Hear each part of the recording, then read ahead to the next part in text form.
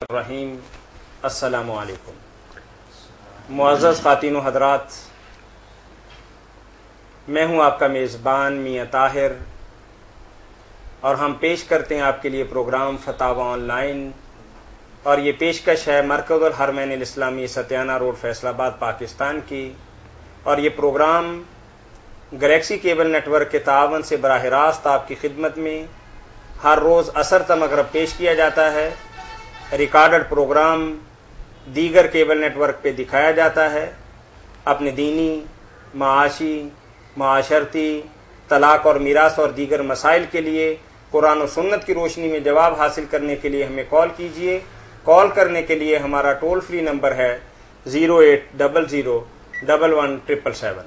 اس programme میں آپ کی طرف سے آنے والی فون کالز اور براہ راست پوچھے گئے سوالات کے جوابات مفتی اعظم پاکستان محترم مولانا محمد اسحاق مد ظلہ العالی مرحمت فرماتے ہیں۔ کال کرنے کے لیے ہمارا ٹول فری نمبر دوبارہ نوٹ کر لیں 080011777۔ پروگرام شروع کرنے سے پہلے ایک چھوٹی سی گزارش اپنے بہنوں اور بھائیوں سے یہ کرنی ہے کہ جب کال ملائیں تو اپنے ٹیلی ویژن کی آواز بہت کم کر لیں تاکہ آپ کے سوال کی آواز ہم تک صحیح طور پر پہنچ سکے۔ شکریہ۔ جی السلام علیکم۔ جی السلام علیکم۔ جی السلام علیکم۔ جی ڈراپ ہو گیا مولانا۔ ایک بہت ہی خوبصورت سوال ہمارے پاس چند دن سے پڑا ہے، اتفاق سے وقت نہیں مل سکا اور آپ سے اس کا جواب نہیں حاصل کر سکے۔ ہلو السلام علیکم۔ السلام علیکم جی۔ وعلیکم السلام۔ میں جی صاحب فتح آباد تو محمد یعقوب ہو رہے ہیں جی۔ جی یعقوب بھائی، اور ایک چھوٹا مسئلہ پوچھنا سی کہ رات کو الارم لگا کے ستے ہیں صبح سحری ویلے اٹھنے واسطے، جی جی، لیکن صبح الارم صحیح نہیں وجہ جاگ نہیں آئی، جدو جاگ آئی تو اس وقت 6 بجے کا ٹائم ہو چکا سی۔ اچھا کیا اس وقت فوری نیت کر لی کہ روزہ رکھا ہے جی؟ ٹھیک ہے۔ کیا یہ کوئی کمی بیشی یا کوئی غلط کام تو نہیں ہوا جی؟ آپ کا سوال یہی ہے کہ اتفاق سے سحری نہیں کھا سکے، ہاں جی، سحری کے وقت بیدار بھی نہیں ہو سکے اور ہاں جی، بیدار بعد میں ہوئے، ہاں جی، اور جب بیدار ہوئے اسی وقت روزے کی نیت کر لی ہاں جی، اور اب بالکل تک ویسے ہی ہے، ہاں جی، تو کیا روزہ برقرار ہے اور روزہ گنا بالکل جائے گا؟ بالکل صحیح بات آپ نے فرمائی۔ ٹھیک ہے مولانا۔ جاگنے کے بعد یعقوب بھائی کچھ کھایا بھی تو نہیں؟ نہیں، کوئی چیز نہیں کھائی، نہ پانی پیا نہ کوئی چیز نہیں کھائی۔ نہیں، بہت اچھا کیا آپ نے۔ چلو سحری نہیں کھا سکے تو ایک سنت تھی، بہت اچھا کام تھا، اگر وہ ہو جاتا تو آپ کے لیے بھی طاقت کا باعث ہوتا، سارا دن اچھا گزرتا۔ مگر اگر نہ بھی کوئی کر سکے یا کوئی اٹھتا ہی نہیں، ایسا سوچتا کہ میں نہیں اٹھوں گا، چلو میں 8 پیرا ہی رکھ لیتا ہوں، تو روزہ بھائی یعقوب اس کا بالکل صحیح ہوتا، کوئی اس میں حرج نہیں ہوتا۔ وہ اپنی جان پر مشقت اگر ڈالتا تو اس کی اپنی مرضی۔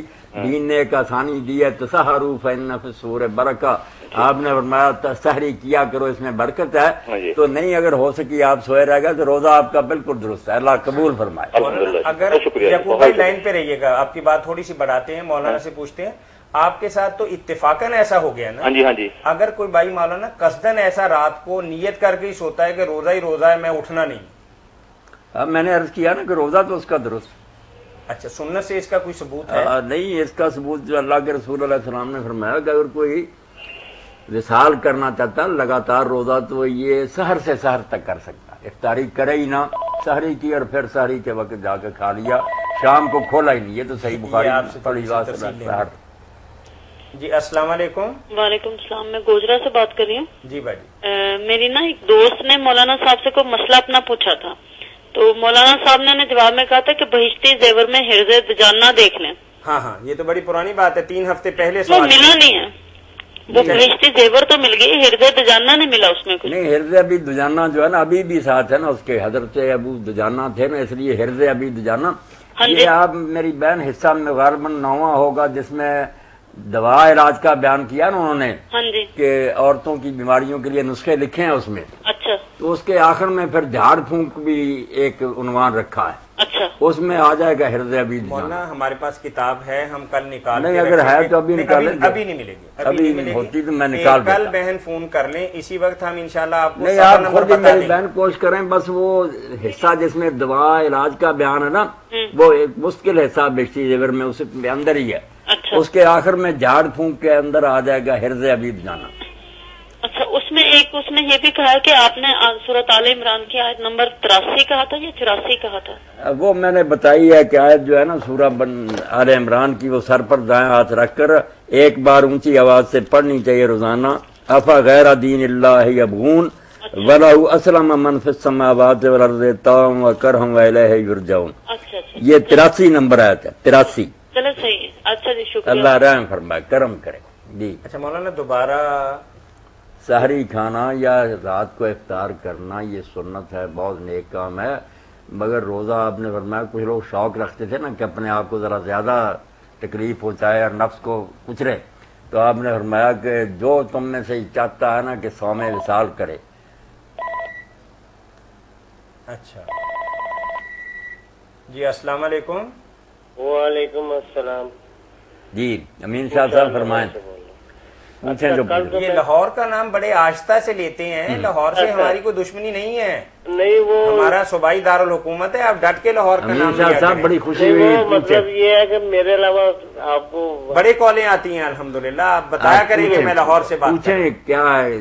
آج میں پوچھنے والا ہوں کہ یہ جو اپنا کچھ علماء حضرات جیسے ہمارے مسجد کے خطیب بھی فرماتے ہیں کہ وہ اپنا تشہد میں اگر بیٹھے اور 2 رکعت کے بعد اٹھنا ہوتا ہے نا، تو اگر درود شریف جو ہے نا اس کا کوئی تھوڑا سا حصہ بھی پڑھ لیا تو سجدہ سہو لازم آ جاتا ہے.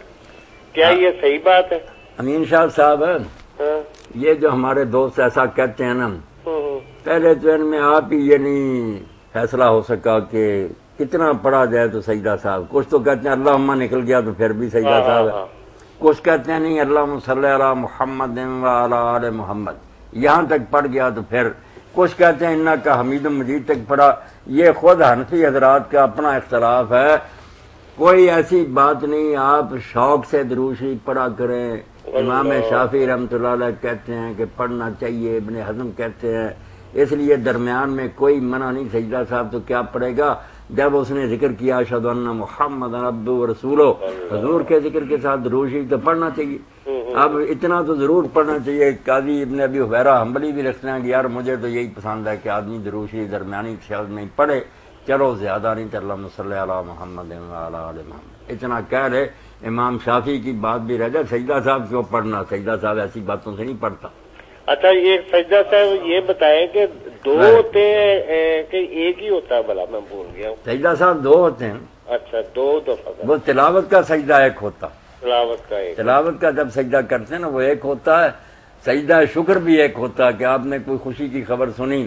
ویسے تو ہر وقت اللہ کی نعمت بارش کی طرح برس رہی، مگر کبھی ایسی اطلاع ملتی نا کہ کوئی بچہ اللہ تعالیٰ نے دے دیا، کسی مقدمہ میں فتح ہو گئی، کوئی اور ایسا، تو ایسے موقع پر سجدہ شکر بھی سنت ہے کہ وضو ہو یا نہ فوراً سر سجدے میں رکھ دے، اللہ کا شکر ادا کرے کہ اللہ تعالیٰ نے سجدہ تلاوت کی طرح ایک ہی ہوگا، ایک ہی ہے، نہ اس کا تشہد ہے، نہ سلام ہے، نہ کچھ نہیں، بس سر زمین پر رکھ دینا.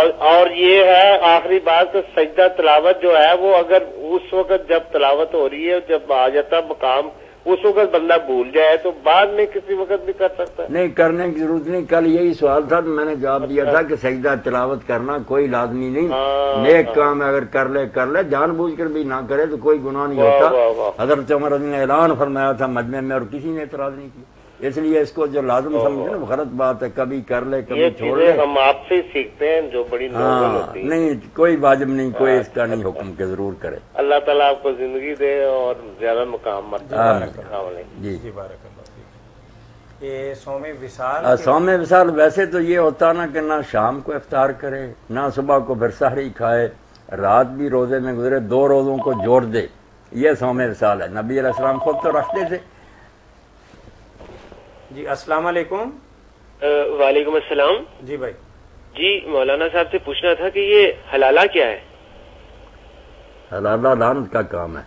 اللہ کے رسول نے حلالہ کرنے والے کرانے والے سب پر لعنت فرمائی ہے. بہت سخت کلمے کہیں کہ یہ کرائے کا سانڈ منگواتے ہیں.